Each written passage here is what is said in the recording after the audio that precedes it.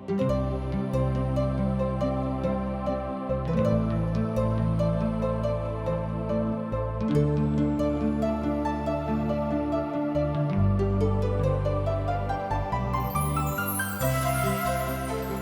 जिंदगी हमके एक के बार मिलेला। जिंदगी बहुते अनमोल हवे। अगर ए जिंदगी के जैसन जिए के चाही वैसे ही नहीं जियत तो जिंदगी नीरस हो जाई। यही खातिर TWR इंडिया जिंदगी के राह कार्यक्रम प्रस्तुत करता कि आपके परमेश्वर के रास्ता में आगे बढ़े में मदद कर सके और आप सब मस्त जिंदगी जी सकें।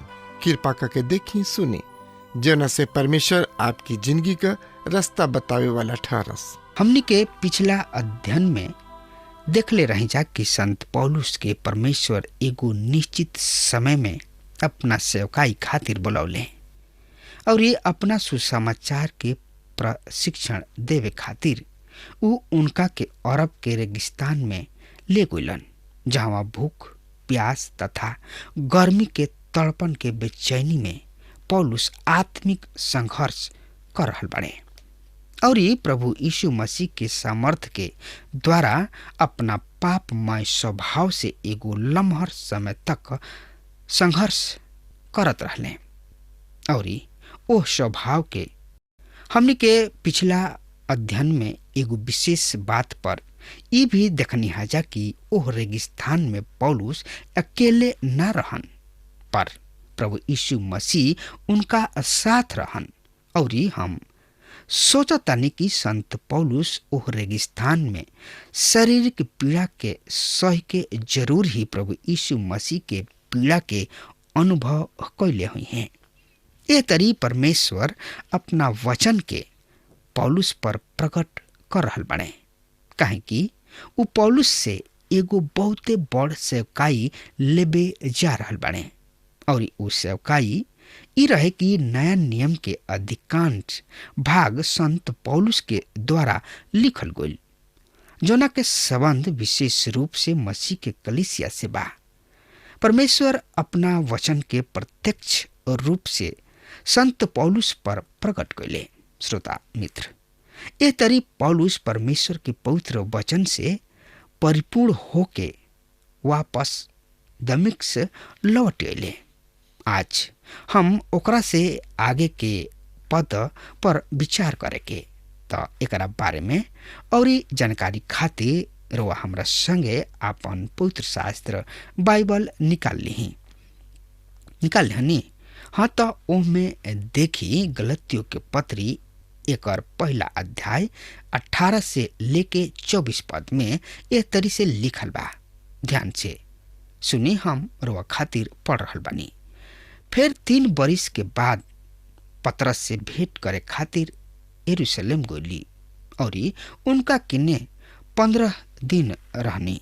बाकी प्रभु के भाई याकूब के छोड़ के और फिर प्रेरित से ना मिलनी। परमेश्वर हमार गवाह बाड़न की जवन कुछऊ हम तोहनी लोग के खातिर लिखतानी ओ में कुछऊ झूठ नहीं खे।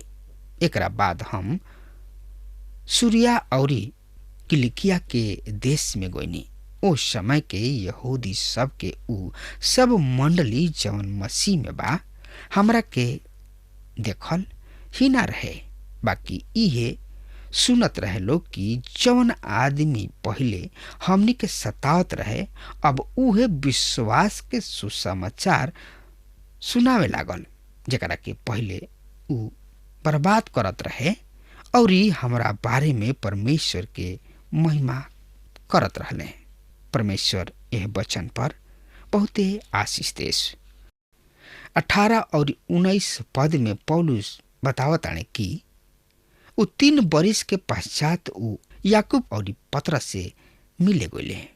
उ केवल यही दोनों प्रेरित सबसे मिलले। पतरस से एह कारण काहे कि प्रभु यीशु मसीह उनका के भी एगो बड़ सेवकाई सौंप ले रहन। उनका से कहले रहन हमरा भेड़न के चरावा। और याकूब एह खातिर भेंट कैलन काहे कि उ प्रभु यीशु मसीह के भाई रहन। पौलुस यह वापसी सहभागिता के बीच उनका से कोनो प्रशिक्षण ना लिहले। वो केवल उनका से मिले के इच्छा राखत रहन। कुछ आधुनिक विचारधारा के लोगन के मत बा कि संत पौलुस जवन सुसमाचार लिखले उ मूसा के व्यवस्था तथा यूनानी दार्शनिक के मिलावल तथा मिलल जुल रहले, काहे कि पौलुस यह दोनों के खूब बढ़िया तरी जानत रहन। दूसरा शब्द में कहल जाए, पौलुस यह दोनों के अच्छा ज्ञाता रहन। पर 20वां पद में पौलुस ए मत के पूर्णतः खंडन करत कहताने कि जवन प्रचार उ प्रेरित के रूप में भिन्न भिन्न कलीसिया में लिखले उस सही में प्रभु यीशु मसीह के ओर से उनका के प्राप्त भइल। संत पौलुस के कहनाम बा कि ए सुसमाचार के आधार कोनो संसारिक ज्ञान नहीं खे। उ पुनः ए बात पर बल देत कहताने कि परमेश्वर पिता एकर गवाह हमें कि जवन कुछ उनका द्वारा लिखल गइल उ केवल ईश्वरीय प्रकाशन है और यह सत्य भी बा। प्रिय श्रोता मित्र भाई बहन, संत पौलुस अपना यात्रा सबके उल्लेख भी अपना पत्री में जरूर करत हुई हैं, जहाँ वो बतावत है कि वो सूर्या और किलकिया के क्षेत्र में प्रभु यीशु मसीह के गवाही देवे अर्थात सुसमाचार प्रचार करे खातिर गइले। मित्र भाई बहन, 22 से 24 पद के अंत तक संत पौलुस यहूदिया के कलीसिया के मसीही सब के ओह भावना के वर्णन कैले जौन की ऊ पौलुस के प्रति रखत रहन। त श्रोता मित्र भाई बहन, त आई 22 और 24 पद के खाली फेर हमनी के पढ़ लिहल जाओ। यहाँ यह तरी से लिखल बा, सुनी। पर यहूदिया के कलीसिया सब जौन की मसीह में रहे हमार मुंह तो कबहुओ ना देखले रहे, पर इहे सुनल करत रहे कि जे हमरा के पहले सतावत रहे उ अब ओही धर्म के सुसमाचार सुनावत रहे जकरा के उ पहले नाश करत रहले और हमरा विषय में परमेश्वर के महिमा करत रहे। रउआ खूब बढ़िया तरी जानतानी और जैसे वचन में लिखल भी बा कि यरूशलेम के मसीही विश्वासी ये बात पर तनकियो भी विश्वास नहीं खन कर पा रहल कि संत पौलुस जवन की उ पहले शाऊल के नाम से जानल जात रहन और जवन की मसीह सबके सतावत भी रहन और ओहनी लोगन पर अत्याचार भी करत रहन। आज उहे शाऊल पौलुस बन के प्रभु यीशु मसीह के प्रचार कर रहल बने, प्रचार करत बने और उनकर गवाही भी दे रहल बने। प्रिय श्रोता मित्र भाई बहन, उंघाई मत, ध्यान से सुनी। यहूदी सब के कलीसिया के ऐसन सोचल पूरा तरी सही भी बा, काहे कि उ सुनत भी रहन लोग कि पौलुस कौना तरी मसीही सब के सिकड़ से बांध के घसीटत और यरूशलेम में महायाजक के सामने ले आवत रहन। कतना तरी से वो मसीही सब के शारीरिक पीड़ा यातना पहुंचावत रहन, जौना कारण मसीह सब के खातिर ये बात पर विश्वास कईल असंभव होत रहे। काहे कि पौलुस के पिछला जिंदगी के उन लोग खूब बढ़िया तरी जानत रहन, परिचित रहन लोग। ए तरी से पौलुस मसीही सब पर आतंक फैला देत रहन। ये कारण से पौलुस पर विश्वास नहीं खेलो करत। ये आखिरी पद में संत पौलुस अपना जिंदगी परिवर्तन के तुरंत बाद अपना अनुभव के बखान कर रहल बने और हम सोचतन कि मन परिवर्तन या जीवन परिवर्तन के बाद के दिन पौलुस के जिंदगी के ऐसन बहुते असफलता के दिन रहल हुई। वो खुद अपना जिंदगी के कुछ असफलता के उल्लेख रोमियो 7 अध्याय के 18 से 24 पद में करताने। आई हमनी के एह पद के पढ़ लिहल जाओ त एकरा बारे में रुआ अपन पवित्र शास्त्र बाइबल निकाल लेहनी। हाँ तो उनमें देखी रोमियो के पत्री 7 अध्याय के 18 से 24 पद एह तरी से लिखल बा। रुआ अपना पवित्र शास्त्र में देखी हम पढ़ रहल बानी। काहे कि हम जानतानी कि हमनी में से यानी हमारा देह में कोनो नीमन चीज वास नहीं के करत। इच्छा तो हमारा में बा, बाकी नीमन काम हमरा से नहीं के होत। काहे कि जौन नीमन काम के हम इच्छा करीना ओकरा के नहीं कर सकत, बाकी जौन बुराई के इच्छा नहीं करत उहे हो जाला। यदि हम उहे करतानी जौना के इच्छा नहीं करत त ओकरा के करे वाला हम ना हई, पाप ह जौन की हमरा में बसल बा। ऐसे हम ई व्यवस्था पावतानी कि जब हम भलाई क के इच्छा करतानी तब बुराई हमरा किने आवत बा। काहे कि हम भीतरी मनुष्यता से त परमेश्वर के व्यवस्था से ढेर खुश होखतानी, बाकी हमरा के अपना अंग में दूसरा तरीके व्यवस्था दिखाई देला जौन की हमरा के बुद्धि के व्यवस्था से लड़ताणे, और जौन हमरा अंग में बा उ हमरा के पाप के व्यवस्था के बंधन में डालत बाणे। हम ऐसन अभाग आदमी बानी, हमरा के एह मृत्यु के देह से के छोड़ाई। हम अपना प्रभु यीशु मसीह के जरिए परमेश्वर के धन्यवाद करतानी।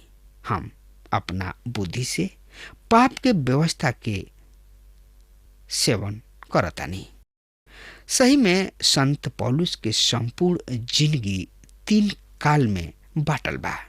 पहल का खंड में पौलुस के हम एगो अभिमानी फरीसी के रूप में पावतानी, और ये अभिमान के मुख्य कारण रहे उनकर बुद्धिमानी। सही में संत पौलुस बहुत ही बुद्धिमान और ज्ञानी पुरुष रहन। वो मूसा के व्यवस्था के बड़ा ही गहराई के साथ पढ़ले रहन। ऐसे बहुते से लेखक पौलुस के जिंदगी चरित्र के विषय में लिखले, और ई उनकर दावा रहे कि संपूर्ण विश्व आज संत पौलुस के नाम से परिचित होता।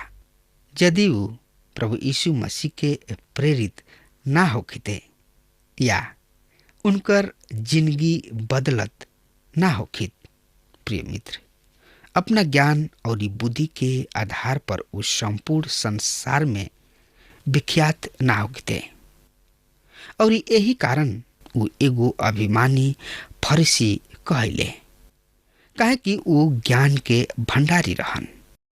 ध्यान देवे जोग बात बा कि अहंकारी नौजवान अर्थात पौलुस प्रभु यीशु मसीह से बहुते घृणा करत रहन। वो विश्वासी मसीह सब से भी बहुते उनकर चिढ़ रहे, और उन्हीं लोग के शारीरिक यातना पीड़ा दुख दर्द यानी कि सतावत रहन। ई रहे उनकर आरंभिक जिंदगी के लघु चित्र, ई उनकर धार्मिक जिंदगी रहे। श्रोता मित्र भाई बहन, उनका जिंदगी के दूसरा काल ओह समय शुरू होता जब वो दमिश्क के राह से होके मसीही सबके बंधुआ बनावे जा रहल बने। ई उ स्थान है जहाँ पौलुस पर प्रभु यीशु मसीह के अनुग्रह भइल, और उ अपना आप के पौलुस पर प्रकट कैले। प्रभु यीशु मसीह एगो सवाल पौलुस से कैलन कि तू हमरा के काहे सतावतड़ा।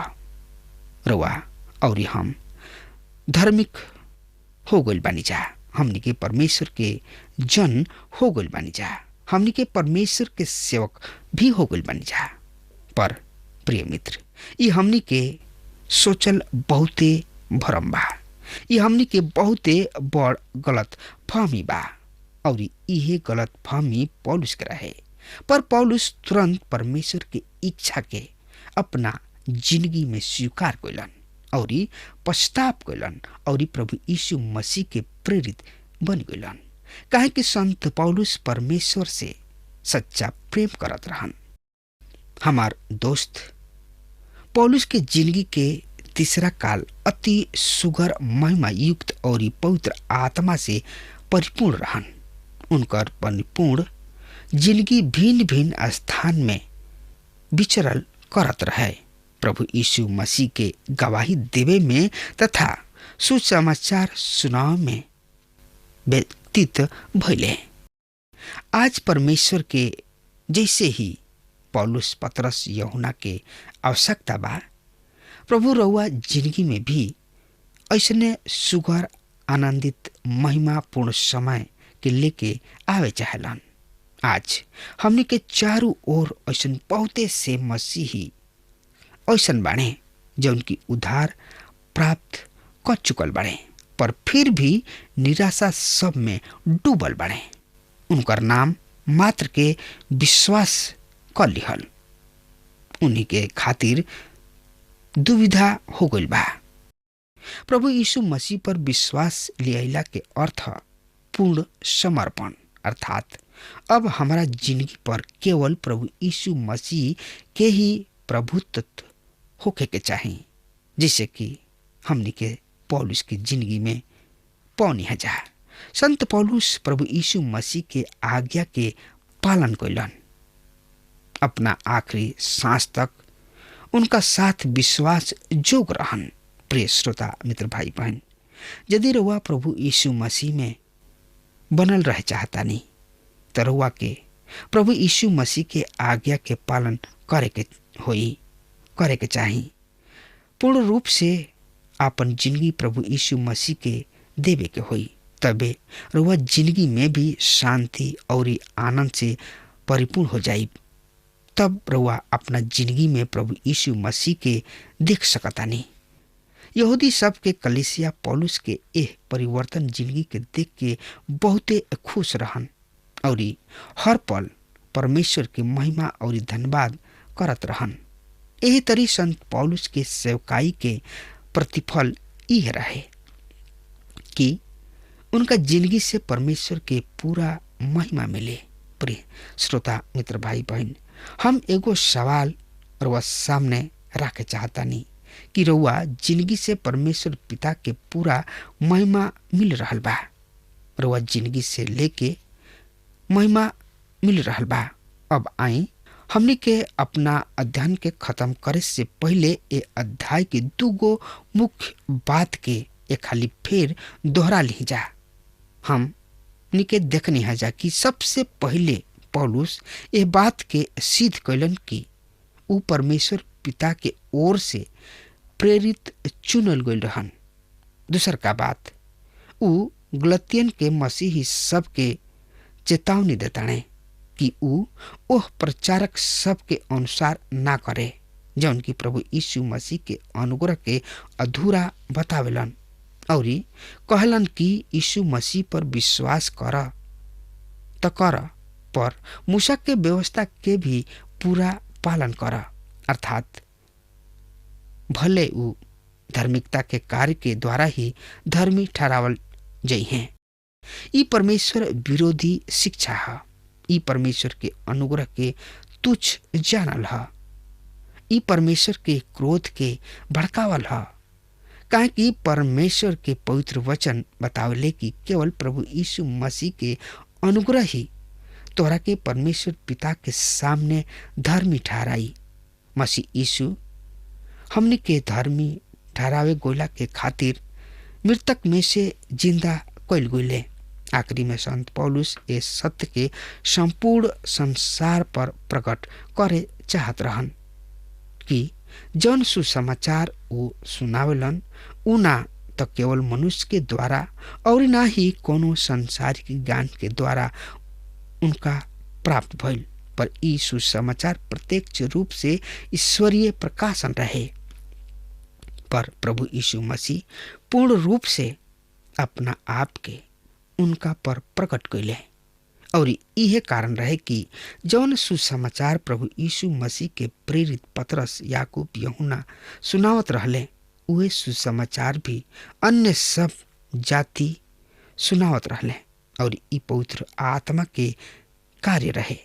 तो आज हम यहाँ में रुक जाता नहीं और अगला कार्यक्रम में देखे के कि यरूशलेम के प्रेरित जौन की प्रभु यीशु मसीह के साथ रहन पौलुस के कार्य के पूर्ण मान्यता देले।